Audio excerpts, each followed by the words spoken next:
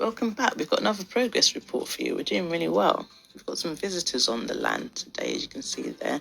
They come on the same time every day to eat the fallen mangoes. And then we also have cows that come onto the land to eat the mangoes as well. They love mangoes. They've seen me coming, so they're running off, going about their daily business. So I'm going to show you the progress. We're just coming in the front of the land here. These trees we're going to keep to make furniture out of. If you look in the distance, you can see the structure of our tiny house is now complete, or the brickwork at least.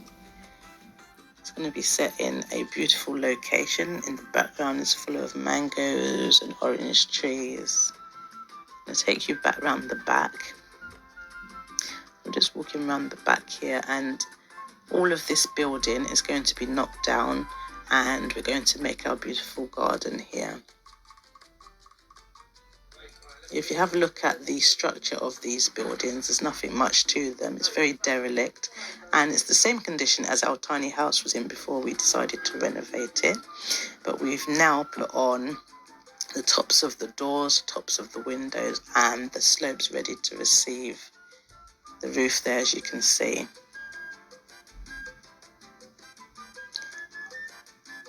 There you go.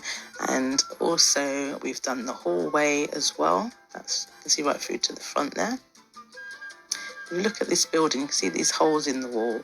The masoners put all these holes in there so that they can put some wooden structure in there to make some sort of scaffolding.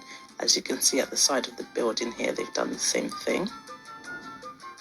The holes are in the wall. They'll fill them afterwards. But they use them to stand on so they can reach the top of the building. I'm going to show you the front of the building now.